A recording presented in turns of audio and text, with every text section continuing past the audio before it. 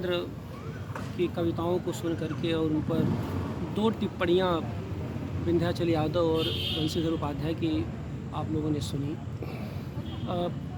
यह एक प्रतीकात्मक आयोजन है। इसका बृहद स्वरूप पूरी तरह स्थगित था और है। इसमें गौरव भारती को और गोलेंद्र पटेल को एक साथ सम्मानित करना था। ये भोजपुरी अध्ययन केंद्र के सभागार में इस आयोजन को होना था, लेकिन जो कोरोना की स्थिति बनारस में बिगड़ रही थी उसकी वजह से वो कार्यक्रम स्थगित हुआ है। लेकिन रविशंकर की स्मृति को हम लोग स्थगित नहीं करना चाहते थे, क्योंकि 12 जनवरी रविशंकर की जन्मतिथि है और आज अगर वो जीवित होते तो 37 वर्ष के होते। इस कारण हम लोगों ने मैत्री जलपान गृह के इस मुक्ताकाशी मंच पर यह सोचा कि क्यों न गोलेंद्र पटेल को कुछ पुस्तकों के बहाने कुछ पुस्तकें दे करके सम्मानित किया जाए और फिर उनकी कविताएं सुनी जाएं। उसी परिप्रेक्ष्य में यह आयोजन हुआ। गौरव भारती को दिल्ली से आना था, पूरी तैयारी थी, लेकिन वह दिल्ली के लॉकडाउन की वजह से वह नहीं आ पाए। गोलेंद्र को गांव से आना था, लगभग इनका गांव 25 किलोमीटर दूरी पर है, लेकिन साइकिल से ये आ पाए। हम लोगों ने इस अवसर का लाभ लेते हुए यह आयोजन मैत्री जलपान गृह में संपन्न किया।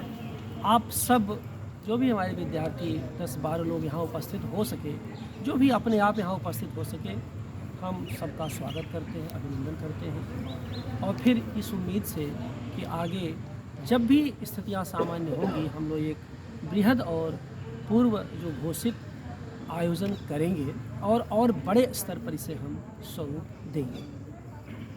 और रही गोलेंद्र पटेल की कविताओं की बात, बहुत सारी बात हो गई, बहुत सारी बातें हम लोगों को करनी है। यह बात लेकिन सही है कि गोलेंद्र एक ऐसे कवि हैं जो बनारस के संस्कृत के अपने कवि हैं, जिसे निजी कवि के रूप में मैं रेखांकित करना चाहूँगा।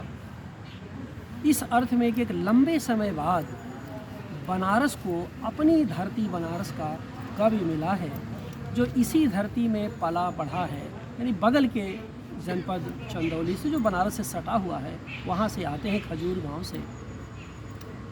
मुझे नहीं लगता कि गोलेंद्र बनारस के आगे कहीं किसी और शहर में गए होंगे, इसलिए इनके अनुभव का जो दायरा है वह बिल्कुल ग्रामीण जीवन है, श्रमिक वर्ग है और श्रम से जुड़े हुए लोग हैं, किसान हैं, मजदूर हैं।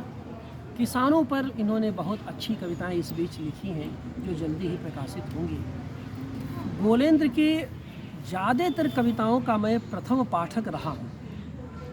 गोलेंद्र जब बड़े होंगे, जब समर्थ होंगे, तो कभी इनसे पूछा जाएगा कि उन कविताओं के मूल स्वरूप में और जो उसका अंतिम ड्राफ्ट हुआ उसमें कैसे और कितना परिवर्तन हुआ, यह बाद के शोध का विषय होगा। लेकिन धूमिल के संदर्भ को लेकर के मैं ज़रूर कहना चाहता हूँ कि बहुत सारी समानताएं मुझे भाषा को लेकर के, आक्रामकता को लेकर के, ध्वनियों को लेकर के इन दोनों कवियों में दिखाई देती हैं। इसका मतलब ये नहीं कि यह धूमिल है या कोई भी कवि क्यों धूमिल होना चाहेगा, लेकिन धूमिल की परंपरा के कवि होने का मतलब यह है कि धूमिल की कविताओं में जो गूंज दिखाई देती है, जो भाषा की चमक दिखाई देती है, जो ग्रामीण जीवन बोध दिखाई देता है और साथ साथ जो परिवर्तन की आकांक्षा दिखाई देती है, उसके बहुत सारे मूल्य बोध इन्होंने आने जाने अर्जित किए हैं। मुझे ये भी नहीं लगता कि धूमिल का कुछ इन्होंने पढ़ा भी है आज तक, क्योंकि मैं जानता हूँ उनके पास धूमिल की शायद ही कोई रचना हो। आज इन्हें धूमिल समग्र भेंट किया गया इस अवसर पर केवल इस इच्छा से कि यह पढ़ें और सारे संग्रह, मैंने मदन कश्यप का कविता संग्रह, ज्ञानेंद्रपति का कविता संग्रह, कुछ और कविता संग्रह इन्हें भेंट किया गया है, क्योंकि अब ये धीरे धीरे बड़े हो रहे हैं, अब BA से MA के छात्र हो गए हैं।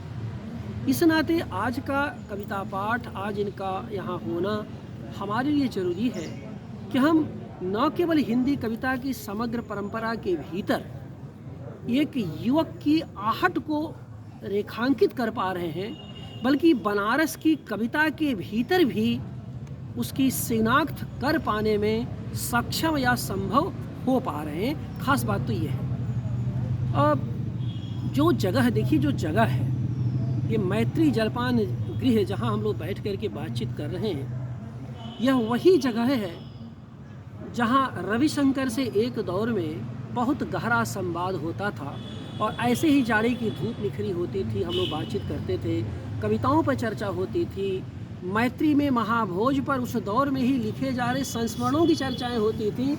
और यहाँ से बहसें होते होते विश्वनाथ मंदिर पर हम लोग चले जाते थे, वहाँ से फिर हिंदी विभाग में, तो बगल में हिंदी विभाग ही पर है और उसके बगल में मैत्री जलपान गृह है। तो यह वह जगह है जहाँ पर कि मुक्त भाव से छात्र आते हैं, अपनी रचनाओं के बारे में बताते हैं, उन पर चर्चाएं होती हैं और किसी प्रकार का अवरोध यहाँ पर नहीं होता, किसी प्रकार का समारोही स्वरूप यहाँ नहीं होता, स्वतः स्फूर्त सब कुछ होता है।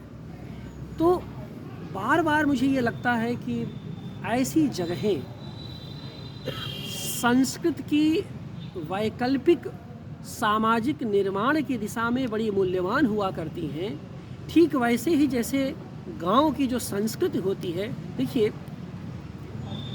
गोविंद पटेल में एक बात है कि जैसे भी हैं अनगढ़ हैं, बहुत सारी अनगढ़ता इनकी कविताओं में है, बहुत सारी अनुप्रसक्ता की आहट दिखाई देती है, अनुप्रासों की चमक को उपस्थित करने की उन्होंने बहुत सारी कोशिश करते भी हैं, कई बार सायास भी दिखाई देती है, कई बार सायास गूंजें भी उत्पन्न की जाती है। लेकिन जैसा भी है, अभी आगे विकास करेंगे, मुझे ये सर्वथा मौलिक कवि के रूप में दिखाई देते हैं। इनके पास जो भी है वो इनका है और वही वो भाषा, क्योंकि देखिए इनका जो अनुभव जगत है वह गांव का अनुभव जगत है। उस अनुभव जगत के दायरे में एक समाज है जो ग्रामीण समाज है। तो जो ग्रामीण समाज है और उसके बाहर का जो एक नागर समाज है, दोनों के बीच एक भाषा इनके पास है और वहीं पर कविता है। तो कई बार जब देखिए कि जब ये गांव की विभीषिका, गांव की पीड़ा को कविता में विन्यस्त करते हैं, तो उस कविता में एक तरह का उदात्त चेतना होती है और थोड़ी थोड़ी मुक्ति धर्मी आकांक्षा भी होती है कि वह जो एक संकट है उससे हम मुक्त हो या ग्रामीण जन मुक्त हो जाएं, यानी जन मुक्ति की आकांक्षा वहाँ दिखाई देती है। लेकिन जब ये नागर बोध को गांव से संबोधित करते हैं तो भाषा तुरंत आक्रामक हो जाती है, प्रतिरोध को आमंत्रित करती है और काफ़ी तल्ख भाषा हो जाती है। तो हम लोग जिस कवि को इन पर विस्तार से आगे चर्चा करेंगे जब आयोजन होगा, और इस आयोजन इन पर विस्तार से चर्चा के लिए गौरव भारती पर कौन बोलेंगे, गोविंद पटेल कविताओं पर समग्रता में किसका वक्त, वो सब पहले से तय है, तय था, तय है और तय रहेगा, उस पर तो चर्चा होगी। तो आज के दिन गोविंद पटेल के जो भीतर बैठा हुआ काव्य पुरुष है उसे मैं अपनी शुभकामनाएं देता हूँ। इस काव्य पुरुष को विकसित होने दें, हर रोध और अवरोध पर विजय पाता हुआ इनका कवि अपना मार्ग प्रशस्त करे, अपना स्वतंत्र निर्माण करे। खास बात यह है कि गोलेंद्र कविता के साथ साथ गद्य भी बहुत अच्छा लिखते हैं और गद्य में भी कई बार बहुत तल्खी और बड़ी आक्रामकता नज़र आती है, क्योंकि इनका अनुभव संसार वैसे ही है जो इन्होंने देखा। छल, कपट, बैर, दुश्मनी, ईर्ष्या, अकाण की कुंठाएं, वो सब जो जीवन में इन्होंने देखा है आसपास में, उसको ही रचते हैं।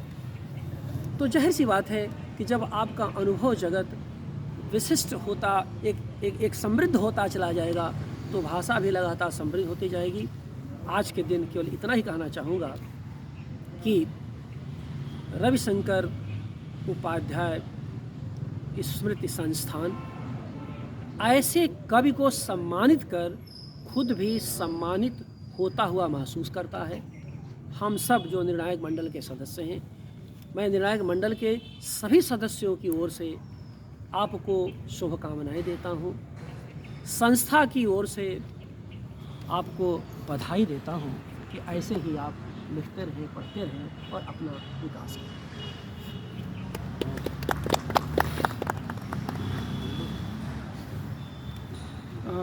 तो ये हो गया। अब एक